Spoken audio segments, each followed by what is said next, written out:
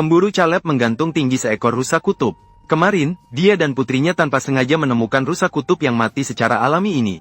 Lokasi ini kurang dari 300 meter dari rumah mereka. Agar bangkai rusa kutub tidak menarik pemangsa di sekitar, barulah mereka memikirkan untuk mengangkat rusa kutub, memasangkannya ke kereta luncur, dan membawanya pergi. Seekor rusa kutub dewasa biasanya memiliki berat sekitar 1000 pon. Rusa kutub ini sangat kurus dan beratnya sekitar 800 pon. Di alam liar tanpa peralatan pengangkat, mengangkat benda seberat 800 pon adalah tugas yang sangat berat. Terus-menerus ditarik lebih ketat melalui 3 engsel. Hewan terbesar dari keluarga rusa di dunia digantung di udara olehnya. Kemudian mereka meletakkan kereta luncur super besar keluarga mereka di bawah bangkai rusa kutub. Kereta luncur ini biasanya digunakan untuk mengumpulkan kayu bakar. Kali ini digunakan untuk menarik rusa kutub juga tepat. Sekarang harus mengulangi apa yang baru saja dilakukan sebaliknya. Terkadang menggantung lebih mudah daripada meletakkan. Karena engselnya longgar, rusa kutub bisa jatuh sepenuhnya. Beruntung dia tidak menggantung terlalu tinggi. Kalau tidak, kereta luncur ini akan hancur olehnya. Akhirnya, meletakkan pantat gemuk rusa kutub itu. Seluruh tubuh rusa kutub jatuh dengan lancar ke kereta luncur. Awalnya, kereta luncur ini dibangun untuk mengumpulkan kayu bakar dan berburu. Caleb juga pernah memikirkan untuk menggunakan kereta luncur ini untuk mengangkut rusa kutub yang diburu. Namun tidak pernah terpikirkan bahwa akan meletakkan seluruh tubuh rusa kutub di dalamnya seperti ini. Sekarang dia harus mengangkut puing-puing rusa kutub ini ke tepi sungai 20 km jauhnya. Predator seperti serigala dan musang akan memakan habis sisa-sisa itu di daerah ini. Apapun spesiesnya, di alam liar tunduk pada hukum alam. Hanya berkelahi dengan sesama jenisnya. Pihak yang kalah akhirnya tewas. Pasangan yang kalah menyebabkan kematian. Kadang-kadang harus merenungkan kerapuhan kehidupan. Caleb membawa rusa besar itu ke sungai di hilir.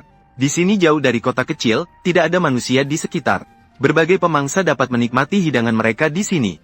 Agar kereta luncur bisa terbalik sepenuhnya, Caleb pertama-tama menggali salju di satu sisi kereta luncur, sambil melepas pelindung di sisi yang sama. Perbedaan tinggi antara tanah dan kereta luncur adalah 0,5 meter. Cukup tarik tali ini dengan keras untuk membuat kereta luncur terbalik. Tentu saja, hanya dengan kekuatannya sendiri dia tidak akan bisa menariknya. Harus menggunakan daya tarik mobil salju, agar berhasil dalam satu percobaan. Secara khusus menggali sebagian salju di bawah kereta luncur. Saat mobil salju memberikan tenaga, kereta luncur terbalik. Hari yang indah dimulai dengan mengangkut rusa kutub, dan berakhir ketika rusa kutub ini mendarat. Lubang salju ini akan menjadi tempat peristirahatan terakhirnya. Di musim dingin, mungkin dia akan tertimbun salju. Saat musim semi tiba, dia akan memberi makan berbagai hewan di daerah ini seperti beruang dan serigala, hingga tubuh rusa kutub kembali ke alam ini. Beberapa hari kemudian, Caleb mengajari 2 anaknya keterampilan menangkap mangsa di rumah. Mereka tidak mengandalkan menangkap mangsa untuk hidup. Namun, menangkap mangsa juga merupakan mata pelajaran wajib bagi keluarga di pedalaman. Bawa beberapa alat untuk memasang perangkap, dan juga beberapa pakaian hangat.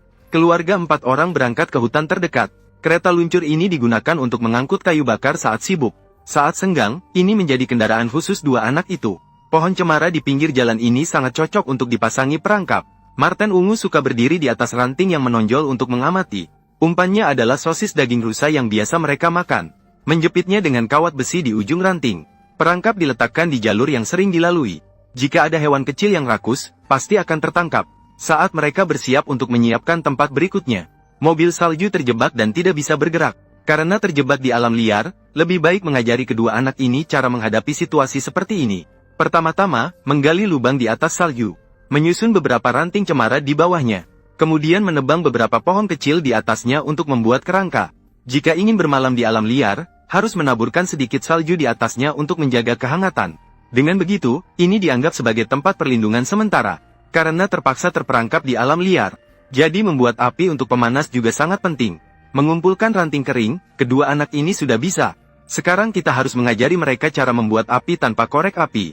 Pertama, masukkan tali ke dalam tangki bahan bakar mobil salju. Kemudian, hubungkan kawat besi ke kutub positif dan negatif baterai mobil salju. Sekali tersentuh, akan timbul percikan api. Menyalakan api menjadi hal yang mudah dilakukan. Mereka tidak hanya mengajarkan anak-anak suatu metode, tetapi juga suatu cara berpikir. Cara berpikir untuk menggunakan sumber daya terbatas dalam menghadapi situasi darurat. Bahkan jika suatu saat mereka benar-benar menghadapi situasi seperti itu, mereka dapat dengan tenang mengatasi dan melepaskan diri.